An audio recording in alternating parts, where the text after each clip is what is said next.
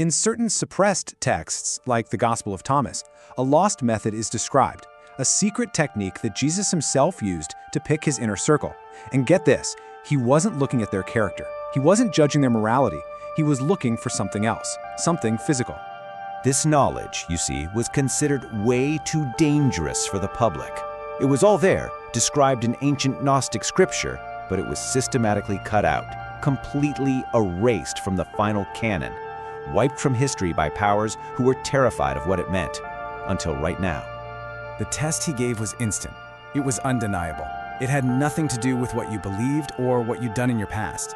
It was about what you are, a physical, biological marker, a divine signature that's literally impossible to fake.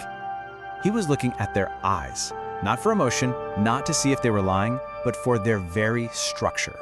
He was looking for a specific, sacred geometry hidden right there in the iris, a pattern that marked a totally different kind of soul, a visitor to this world. Section 1. A deleted scripture. So why hide this? The reason is simple. It reveals a truth that no institution can control, a truth that hands sovereign power directly back to you, letting you bypass the priest, the guru, and the scripture altogether.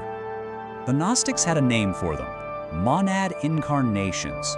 These weren't your typical souls native to this reality's cycle of birth and death.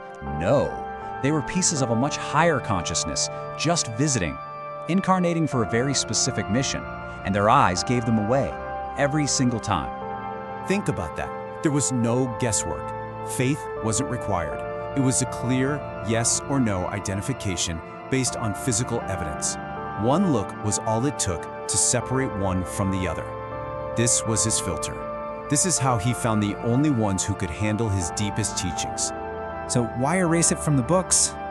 Because it completely shatters the story that all souls are created equal. It proves a kind of divine hierarchy exists, not of worth, but of origin and of function.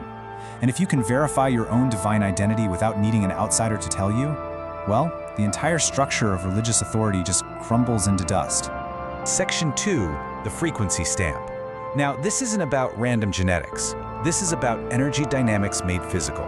It's a literal signature left behind when a higher consciousness imprints itself onto the raw material of a human body. You've heard that the eye is the window to the soul, right? It's more literal than you can imagine. It's the primary interface where consciousness looks out through flesh.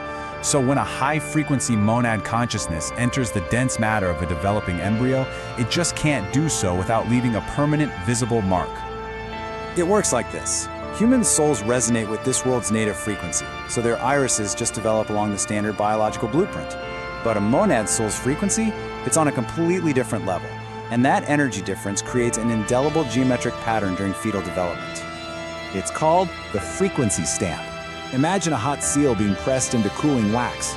The energy of the monad consciousness permanently burns its sacred geometry onto the soft tissue of the developing iris. It is there from the moment you are born, and it can never, ever be changed. Section 3. 3 sacred geometries. Okay, listen closely. There are 3 specific patterns he looked for. 3 distinct signatures of the monad. Tonight, you are going to check your own eyes for one of them. The first pattern is called Radial Spokes. What you're looking for are clear, defined lines radiating out from your pupil to the edge of your iris. Now, these are not the faint little furrows everyone has. No, these are deep, clear, almost like spokes on a divine wheel. They look exactly like this, just pure sun rays broadcasting from the center of your being. Usually there are about 7 to 12 of them. This is the undeniable mark of the transmitter. If you have this pattern, your consciousness is constantly broadcasting its frequency out into the world.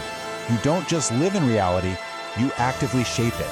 You change the energy of an entire room just by walking into it. You are a natural anchor, a leader born to stabilize the chaos around you. All right, pattern number 2 is concentric rings. For this one, you're looking for clear circular bands right around your pupil, kind of like ripples in a sacred pond or the rings of a tree. You'll usually see 2 to 4 distinct rings. This is the sign of the receiver. Your job isn't to broadcast, it's to download. You know things without anyone telling you, pulling data directly from the field of consciousness. You're a natural seer, a channel, and that intuition you have, it's not a feeling, it's a superpower. The third and most distinct pattern is called Sectoral Divisions.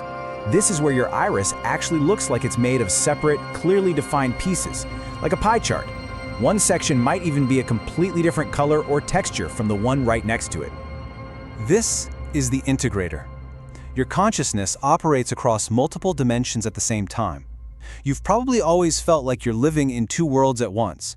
That's because you are. You're a bridge builder, a living gateway, and those divisions in your eye are the physical proof. Section 4. How to self-verify.